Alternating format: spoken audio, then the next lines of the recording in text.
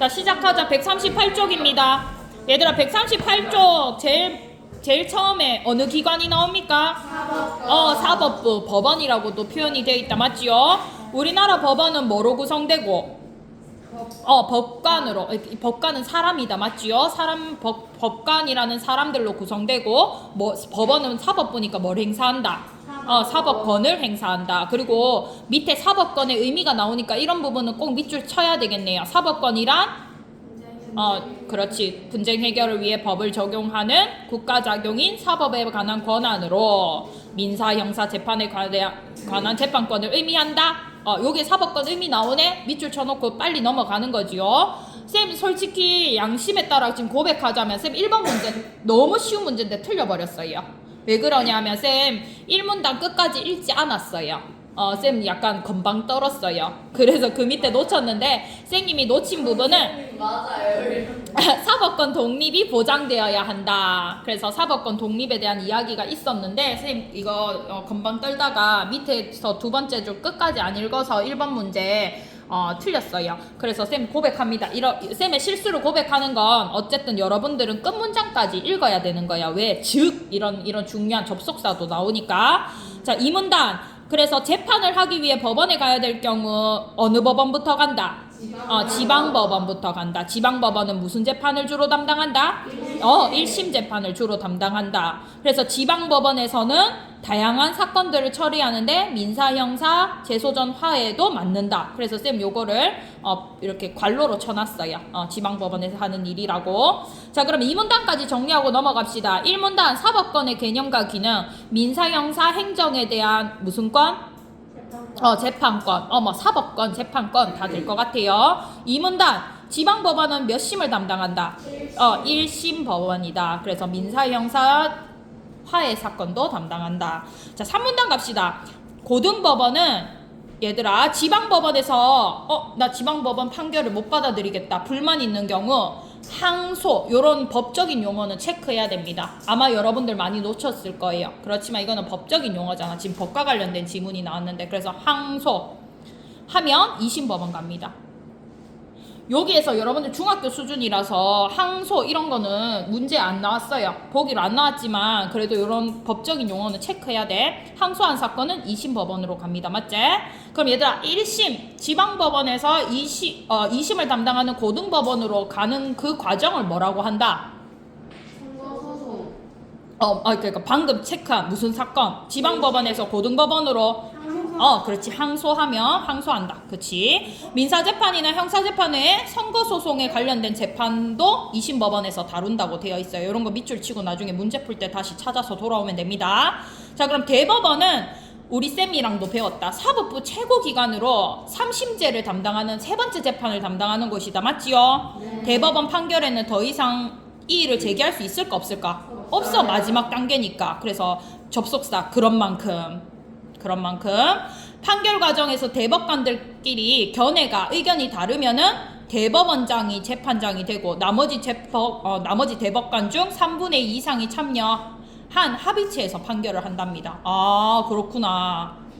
밑줄 쳐놓고 넘어가는 거랑 다만 접속사 세모 이런 거 대법원에서는 판결한 거에 더 이상 이의를 제기할 수 없지만 다만 대법원에서 확정된 최종 판결에 중대한 흠이 발견된 경우 그 판결을 취소하고 이미 종결된 사건이라 할지라도 다시 심판해 주세요. 청구할 수 있다고 합니다. 이걸 무슨 제도라고 한다? 재심제도. 그럼 얘들아 OX하고 시작하자. 대법원의 판결에는 더 이상 이의를 제기할 수 없다. OX.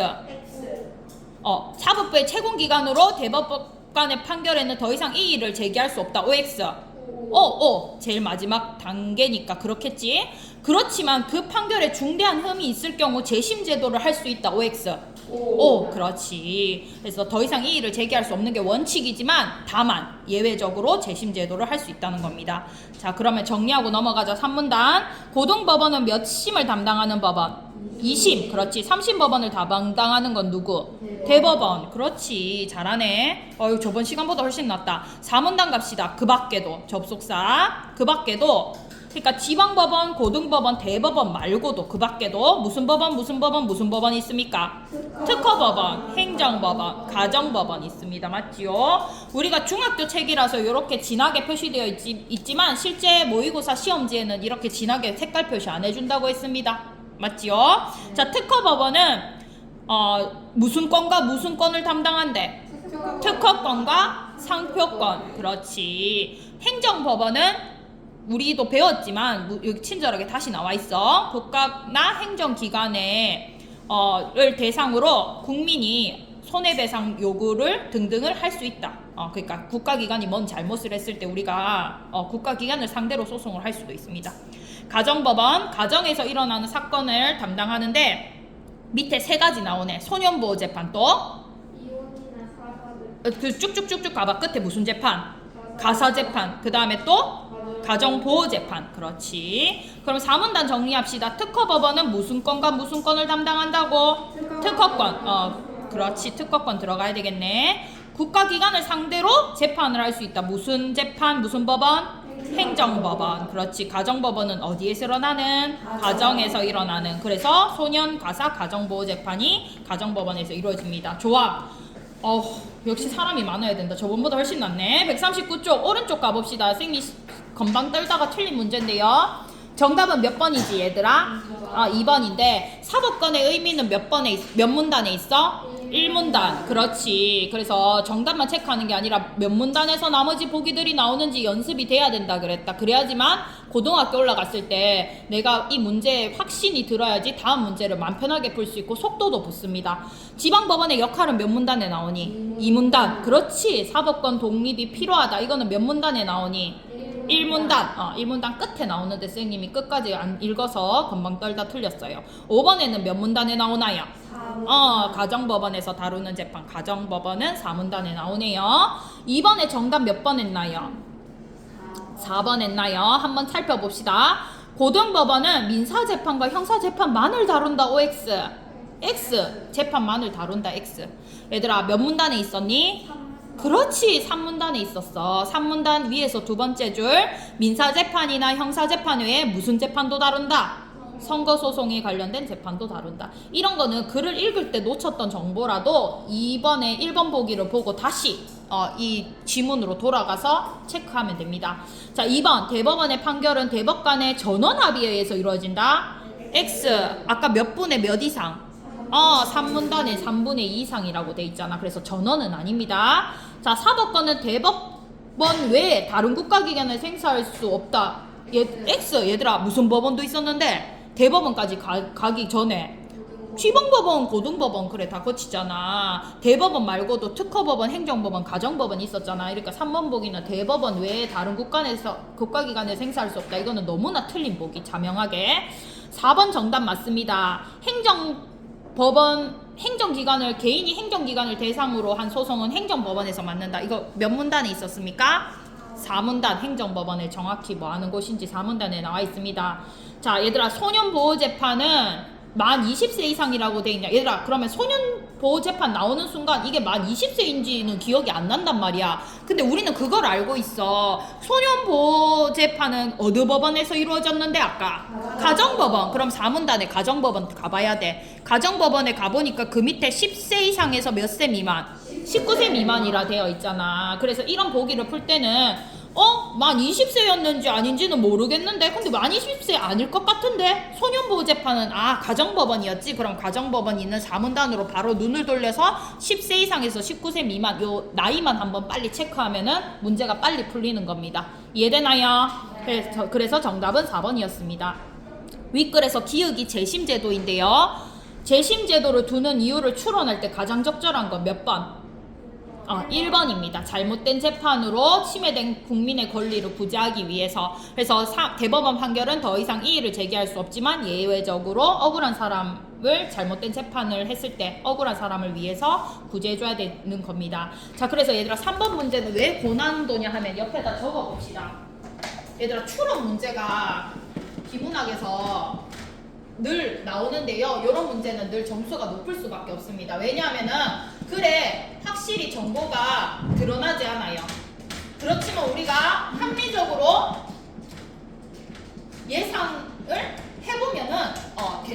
그러니까 추론입니다. 추론 문제.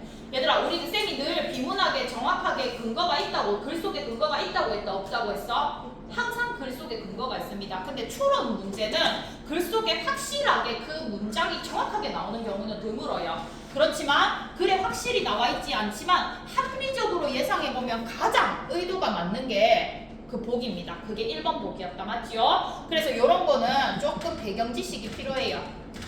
그래서 추론 문제는 글 속에 정확한 정보가 확실히 없더라도 합리적으로 예상했을 때 가장 맞는 보기를 찾아야 됩니다. 가장 말이 되는 보기를 찾아야 돼요. 됐나요? 그래서 오늘 처음으로 이제 지금 3주차에 접어들고 있는데 3주차에서 처음으로 제대로 된 추론 문제를 만났습니다. 어려운 문제는 아니지만 처음으로 이제 추론 문제를 만난 거야. 4번에 아는 것은 아는 거 골라라고 하네. 자, 1번 보자. 얘들아, 가에 A씨가 재판을 한다면 1심은 지방법원 맞아 안 맞아? 맞아. 이문단에 있었습니다. 자, 얘들아, 화해를 신청하면은 재판을 하지 않을 수도 있겠군. 얘들아, 이건 몇 문단에 있었어요? 조금 어려울 수 있다. 이문단 끝문장에 있었어요. 이문단 끝문장을 보면 화해를 신청하면 법원에서 당사자들끼리 분쟁을 해결해. 그러니까 당사자들끼리 화해해버리면은 재판하지 않을 수 있다. 이거 이문단 끝쪽에 있어서 맞습니다. 3번 보기. 2심 재판이 이루어진다면 고등법. 얘들아, 고등법은 2심 재판으로 담당하는 거 맞아 아니야? 맞아요. 요거 3문단에 있었습니다.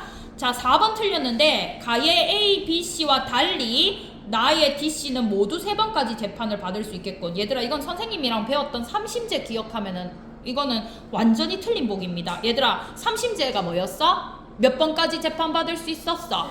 항상 3번까지는 기본적으로 재판받을 수 있었어. 예외적인 경우를 제외하고는 기본적으로 3심제였어. 그러니까 달리 X다. 맞지요? 자, 그리고 특허법원, 자, 다의 FC와 B, G 간의 G업체 간의 분쟁. 얘들아, 지금 다를 보면, 보기에 다를 보면은 뭘 가지고 지금 분쟁이 일어난 거야? 뭘 디자인한 거? 상표. 아까 특허권과 상표권은 어느 법원에서 한다 그랬어? 특허법원. 그렇지, 4문단에 있었다. 그러니까 이 상표권은 특허법원에서 이루어지는 게 맞잖아. 그래서 5번 보긴 맞습니다. 그래서 정답 몇 번? 4번. 문제 좋네요. 오늘 142쪽 갑시다.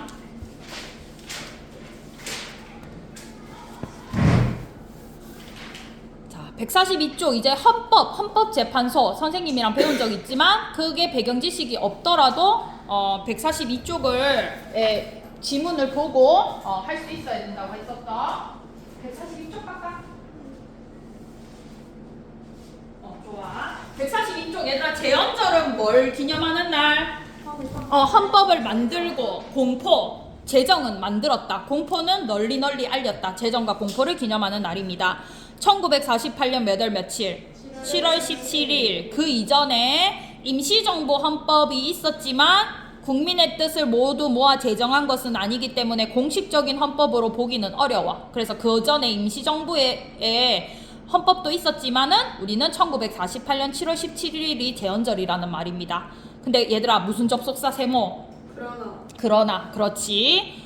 임시정부 헌법이 공식적인 헌법으로는 보기 어렵다는 게 글 속에 있지만 그래도 임시정부의 헌법 정신은 대부분 우리에게 계승이 되었습니다. 그래서 그 뜻은 따랐다 이 말입니다. 헌법은 선생님이랑 배웠다. 한나라의 무슨 법?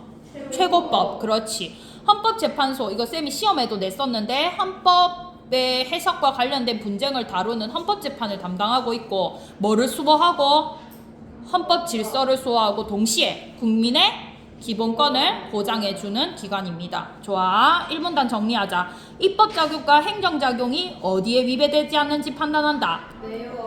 그렇지. 헌법, 한나라의 최고법인 헌법에 위배되지 않는지 판단합니다. 그래서 헌법 질서를 수호함과 동시에 국민의 뭐를 보장해준다? 기본권을 보장해준다. 좋습니다. 2문단 갑시다. 헌법재판만을 다루는 독립기관으로 대통령, 국회, 대법원장이 각각 3명씩 임명, 선출, 지명한 재판관들로 구성된대. 그럼 얘들아, 대통령이 몇 명을 추천해주는 거야? 3명. 국회에서도 3명, 대법원장도 3명을 추천해줘서 헌법재판소에서 재판하는 사람들은 총 몇 명이겠어? 9명. 그렇지. 옆에 정리하고 갑시다. 2문단. 대통령, 국회, 대법원장이 임명, 선출, 지명한 몇 명의 재판관? 9명의 재판관. 자, 그리고 헌법재판소에 청구할 수 있는 심판의 종류는 총 몇 개지, 얘들아? 총 몇 개? 5개. 5개. 위헌법률 심판. 또 헌법소원 심판. 쌤 뭔지 모르겠는데요. 괜찮아. 글은 친절해. 3문단, 4문단에 나올 거야.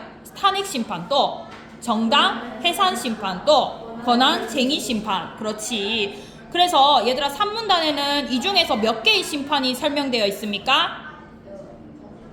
5개 중에 몇 개가 3문단에 설명돼 있어? 3개. 그렇지. 위헌법률 심판, 또 세 번째 줄에부터 헌법소원 심판, 또 탄핵 심판까지가 3문단에 설명돼 있어. 동그라미 칩시다. 첫째 문장에는 위헌법률 심판, 세 번째 줄부터는 헌법소원 심판, 밑에서 네 번째 줄, 세 번째 줄부터는 탄핵 심판 설명돼 있지요. 동그라미 동그라미 동그라미 해놓고 지금 이걸 다 줄줄이 읽지 않더라도 문제 읽을 때 다시 돌아와도 돼. 동그라미만 쳐놨다가.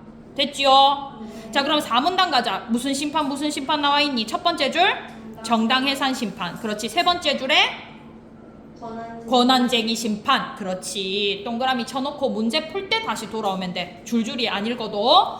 자, 그럼 얘들아 정리하고 넘어가자. 3문단 위헌 법률 심판, 헌법소원 심판은 국민의 기본권을 침해하는 그리고 탄핵 심판 동그라미 한 대부터 읽어보면은 누구를 파면하기 위해?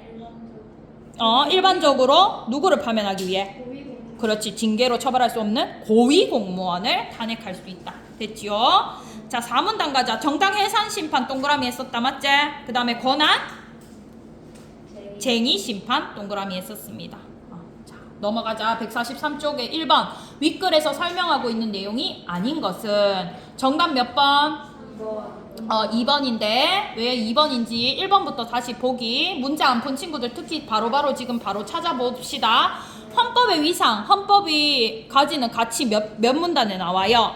1문단. 좋아. 헌법재판소의 역할은 몇 문단에 나옵니까? 1문단. 그래, 1문단 끝에 헌법질서 수호와 국민의 기본권 보장. 자, 4번 헌법재판관의 인원수 2문단에 333 총 9명. 우리나라 헌법 제정 시기 1문단 제헌절 그리고 임시정부의 정신을 계승했다. 1문단에 나오네요. 그래서 2번입니다. 헌법재판의 의미까지는 나왔지만 헌법재판의 절차 X, 절차까지는 나오지 않았습니다. 절차에 정확히 X 쳐야 돼. 헌법재판은 나왔어요. 헌법재판의 의미는 나왔어요. 어디에 나왔냐면 2문단 첫 번째 줄. 헌법재판소는 헌법재판을 다룬다. 그래서 헌법재판이라는 용어는 나왔지만 그 절차까지 구체적으로 나오진 않았어요. 이번에 윗글의 내용과 일치하지 않는 것은, 자, 그러면 헌법소원 심판은 개인이 청구할 수 있다. 얘들아, 헌법소원 심판 동그라미 몇 문단 가야 돼? 아까 3문단에 동그라미 쳐놨잖아. 문제 풀다가 돌아와서 이제 확인하면 돼. 얘들아, 국민이 청구할 수 있다, 개인이 청구할 수 있다. OX. 그렇지. 국민이 청구할 수 있어, 개인이 청구할 수 있어. 자, 그래서 1번 맞습니다. 자, 헌법재판소는 헌법의 해석과 관련된 분쟁을 해결한다. 몇 문단에 나와 있습니까? 1문단. 오, 잘했어. 헌법재판소 샵 돼 있지. 헌법재판소는 이러한 헌법의 해석과 관련된 분쟁을 다루는 헌법재판. 잘 찾았네. 정당 해산 심판 결과 해산이 선고되면 그 정당은 해산된다. 얘들아, 정당 해산 심판, 정당 해산 어쩌고 저쩌고 몇 문단에 있습니까? 4문단. 정당 해산 심판 동그라미 했잖아. 그러면 이 3번 보기를 읽으면서 4문단에 정당 해산 심판을 가면 돼. 얘들아, 정당 해산 심판 의미 한번 확인해보자. 정당 해산 심판 결과 해산이 선고되면 그 정당은 해산된다 라는 말이 있습니까 없습니까? 있어요. 헌법재판소의 심판 결과 정당의 해산을 명하는 결정이 선고되면 그 정당은 바로 해산됩니다. 4문단에 있었다. 맞지? 자, 4번 보기 읽으면서 위헌 법률 심판 나오자마자 몇 문단에 동그라미 친 거 찾아가야 돼? 3문단에 동그라미 친 거 찾아가야 돼. 3문단의 첫 번째 줄 위헌 법률 심판 의미 한번 확인해 보면 되겠다. 심판 결과 위헌으로 판결되면 그 법률은 효력을 잇는다. 맞아 아니야? 맞아요. 헌법에 위반된다고 판단되는 경우 쭉쭉쭉쭉 효력을 잃게 하는 것을 말한다. 그래서 4번 보기 맞습니다. 자, 5번 헌법재판소의 재판관은 얘들아, 고위공무원 탄핵 이야기 어디 나옵니까? 3문단 탄핵 심판 맞지요? 그래서 5번 보기를 보면서 3문단의 탄핵 심판 동그라미 친 데를 찾아가서 이 말이 맞는지 확인해 보면 돼. 고위 공무원의 탄핵 소추를 의결할 수 있다. 얘들아, 근데 의결은 어디에서 하는 거라고 돼 있니? 헌법재판소에서 하는 거야? 국회에서. 그렇지, 국회에서 하는 거지. 탄핵 심판 끝 문장에 가면 국회에서 탄핵 소추가 의결된 경우 헌법재판소에서 탄핵할지 말지를 가리는 거야. 그래서 의결은 어디에서 하는 거야? 국회에서 하는 거야. 그래서 5번 틀렸습니다. 얘들아, 이번에 하면서 느낀 바가 있다. 얘들아, 이렇게 병렬적으로 무슨 심판 이렇게 나와 있을 때는 동그라미 쳐놓고 보기 문제 풀면서 정확하게 동그라미 쳐놓기만 했으면 그 문단으로 돌아와서 정확하게 그 정보가 있는지 없는지 파악해보면 돼. 알겠지? 지금은 처음 해보는 거라 어렵지만 나중에 여러분들 이게 연습이 되면 고등학교 때는 식은 죽 먹기입니다. 알겠지? 막 이 시험지를 2장씩 넘겨가면서 눈알이 샥샥샥샥샥 돌아가면서 빨리빨리 OX 할 수 있습니다. 지금은 어려울 수 있어. 잘했어요. 근데 정확하게 5번이 왜 틀렸는지 국회에서 의결하는 거라고 알아냈잖아. 자, 3번 가장 적절한 것. 얘들아, 기억이 뭐였는데? 이러한 다툼을 방치하면 사문단에 국가기능이 마비될 수 있다. 그러면은 얘들아, 이렇게 밑줄 전후 문장을 읽어보면 밑줄에 대한 문제는 쉽게 풀려. 얘들아, 기억의 전후 문장을 한번 읽어봐봐. 가장 적절한 거 몇 번? 5번. 그렇지. 잡아봐래. 기억 앞문장 볼까? 권한 다툼이 있대. 그러니까 지방자치단체가 뭐 국가기관 어디 기관 간에 이게 네 일인지 내 일인지 권한 다툼이 있다는 거야. 그리고 기억의 뒷문장도 읽어봐. 끝에 가보면 권한의 주체와 권한의 범위를 밝혀 국가기능이 원활하게 수행될 수 있도록 한다. 그러니까 가장 적절한 것은 5번이다. 맞지? 국가기관이 서로 네 권한인지 내 권한인지 이런 다툼이 일어나지 않을 수 있습니다. 5번. 이거는 뭐 다른 건 고난도라 돼 있지만 사실 다른 보기가 너무 허접하기 때문에 5번이 정답일 수밖에 없어. 자, 그럼 얘들아, 이제 수능 찍목 4번 적절하지 않은 거 고를 건데, 얘들아, 이것도 이 보기에 무슨 실명제가 나왔어? 인터넷 실명제. 근데 이 인터넷 실명제가 표현의 자유를 제일 마지막 문장, 표현의 자유를 침해한다고 생각해서 헌법재판을 청구했습니다. 누가? 법원이 했어? X. 개인이. 그렇지. 갑이라는 사람, 갑이라는 개인이 인터넷 실명제가 표현의 자유를 침해한다고 생각해서 헌법재판소에 헌법재판을 청구했습니다. 개인이 헌재에 이 인터넷 실명제를 반대하면서 청구한 거야. 자, 1번. 갑은 인터넷 실명제에 대해서 헌법소원을 직접 청구할 수 있겠군. 맞아, 아니야? 맞아. 방금 살펴봤잖아, 보기 안에서. 헌법재판소의 재판관 모두가 갑의 의견을 인정해야 됩니까? X. 얘들아, 이거 이 보기 보는 순간 몇 문단에 이 정보가 있었어? 2문단. 그렇지. 자, 이 얘들아, 재판관 모두가 이런 거는 한번 살펴봐야 돼. 모두 맞나? 실제로 모두 맞나 아닌가? 그래서 이 문단으로 가보면은 얘들아, 우리 동그라미 줄 친 5번째 줄, 다섯 개의 동그라미 밑에 재판관 몇 명 이상의 찬성이 있어야 된다고 돼 있지? 재판관 6명 이상의 찬성입니다. 그래서 모두 X 6명 이상의 찬성. 정답 2번. 자, 근데 나머지 3, 4, 5도 맞는지 보자. 헌법재판소에 심판이 청구되면 재판관들은 인터넷 실명제의 기본권 침해 여부를 판단하겠군. 맞아. 인터넷 실명제가 헌법에 위반된다는 판결이 내려지면 인터넷 실명제를 시행할 수 없겠군. 맞아. 인터넷 실명제에 관한 법이 국회에서 제정된 것이라 하더라도 헌법재판소에서 위헌 판결을 받으면 효력을 잃는다. 맞아, 아니야? 맞아. 얘들아, 이 수능 찍목 4번은 이 글과 보기를 잘 읽어보면 정답 2번을 찾는 것은 어렵지 않고요. 근데 이거 수업 때 우리 활동했습니다. 우리 수업 때 헌법재판소의 판결을 무려 6개나 7개나 봤었어. 맞지? 그래서 누가 헌법재판소에 이게 헌법에 위반되는지 아닌지 판단해 주세요 라고 하면 헌재가 판단을 해줬고, 그래서 위헌이 나면은 그게 바뀌었고, 우리가 6개의 판결 중에 딱 한 개 합헌 판결이 있었잖아. 맞지?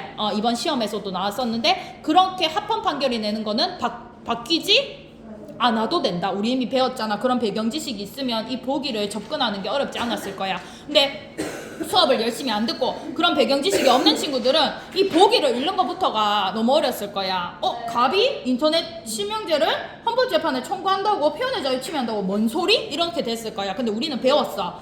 누군가가 헌법재판소에 권리 이게 헌법을 침해합니까? 안 침해합니까? 국민의 기본권을 침해합니까? 안 침해합니까? 청구하면 헌재가 판결을 내려주는 활동들을 했기 때문에 보기를 이해하는 것이 어려웠지 않았을 것이고, 그래서 그 중에서 그 2번이 동그라미 정답이라는 거는 6명 이상의 찬성, 이 문단에서 정확히 찾을 수 있었습니다. 얘들아